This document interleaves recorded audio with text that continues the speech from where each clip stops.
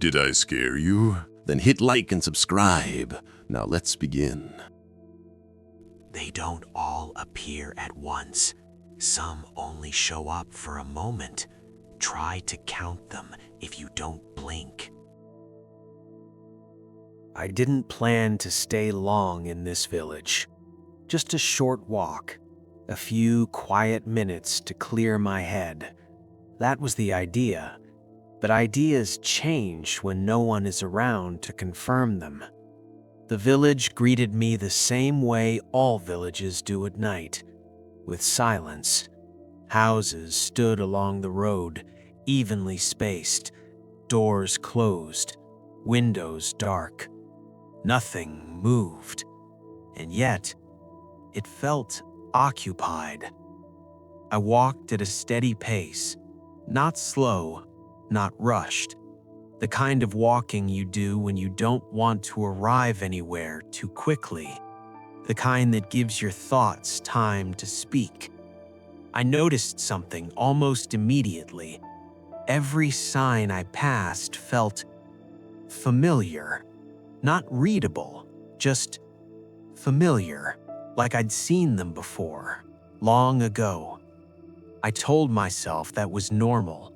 Villages reuse patterns, paths repeat, details blur together, memory fills in the rest. I passed a small house on the right, nothing special about it. Still, I felt an urge to look away. Not fear, recognition. Have you ever had that feeling, like a place knows something about you? Not in a supernatural way, in a quieter one. I reached the center of the village. The well stood there, unchanged. I stopped beside it, didn't look down. Some things don't need confirmation. I realized then that I couldn't hear myself breathing, not because it was quiet, because my mind was louder. A thought surfaced. What if I've been here before? I dismissed it immediately. I would remember, wouldn't I? I continued walking. The torches cast soft light across the ground. Shadows stretched and retreated as I passed. Normal, comforting, almost rehearsed. That's when I noticed something strange. No matter where I walked, I always felt like I was returning. Not looping, returning. The same corner felt familiar, the same fence, the same angle of light. I checked my direction. I was moving forward. At least, I thought I was. I remembered something someone once told me, that the mind doesn't always store memories as events. Sometimes it stores them as places. A house at the end of the street caught my attention. It looked no different from the others, but I slowed down as I approached. I didn't know why. I just knew I shouldn't stop there. I walked past it. The feeling followed. I started to notice a pattern. Every time I tried to focus on something new, my thoughts drifted backward, not to specific moments, to impressions. Laughter without faces, conversations without words, a sense of being expected. The village felt warmer now, not physically, socially, as if it was aware of me. I shook my head. Get a grip, I muttered quietly. Places don't recognize people. People recognize places.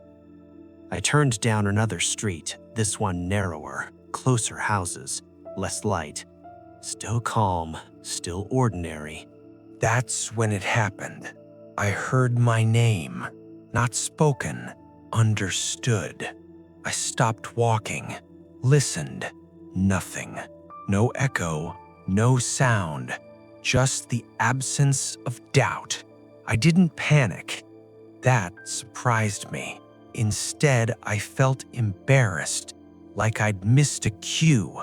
I told myself it was imagination. A name is a powerful thing. You notice it even when it isn't there. I resumed walking, slower now, more careful. I passed another house, another sign, another door, and with each one the feeling grew stronger. Not danger, familiarity. I realized something unsettling. I wasn't exploring the village, I was being remembered by it. The idea didn't scare me at first, it confused me. I tried to recall when I could have been here, as a player, as a visitor, in another recording. Nothing came. I reached the far end of the village. The road faded into darkness. Beyond it, nothing. I stopped, turned around. The village looked the same, but my perspective didn't. I noticed details I was sure hadn't been there before.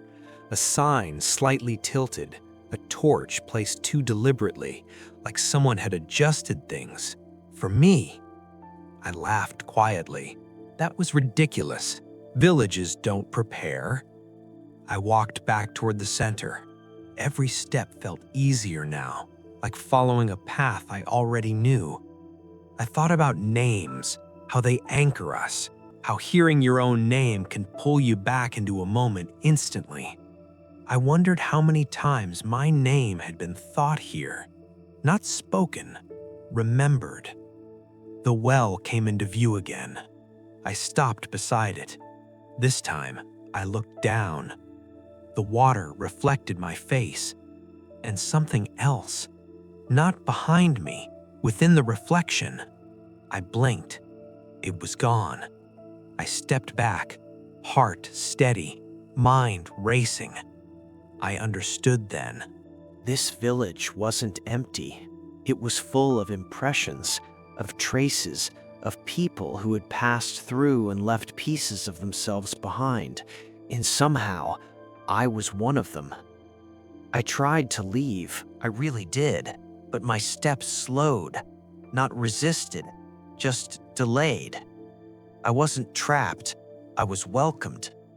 I thought about all the times I'd walked through places without noticing them, assuming they forgot me the moment I left. What if they didn't? I reached the edge again. Darkness waited patiently. I took one step toward it, then another, and stopped. I realized something final. If I left now, I would forget this place, but it wouldn't forget me. I turned back, not out of fear, out of courtesy. I walked deeper into the village, past houses, past signs, past memories that weren't mine alone. Somewhere my name was still being remembered, and tonight, I didn't mind. Did you see them all? Not all of them appear clearly. Tell me how many you noticed.